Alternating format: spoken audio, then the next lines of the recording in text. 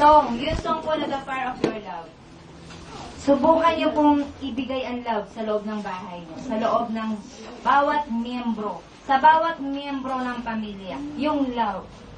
Instead na magagalit ka, bibigyan mo ng parusa yung anak mo. Sa loob ng bahay po yan, yun sa akin, iba po yun, ha? As lingkod ako, okay? Bigay po yung love. Halimbawa, may isang anak na pasaway, kausapin po yan, wag nang dagukan. Okay? Wag na pong hampasin. No, kausapin po, yung pakikipag-usap na may kasamang love.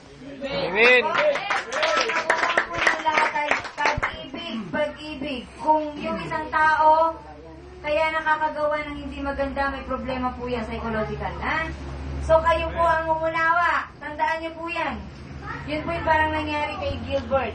Psychological po, na feeling niya wala na nagmamahal sa kanya. Noong naramdaman niya, bumalik po yung si Gilbert na tunay. Okay po?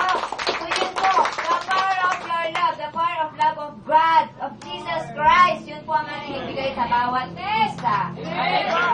Salamat po sa Diyos. Purihin po ang Diyos. Amen.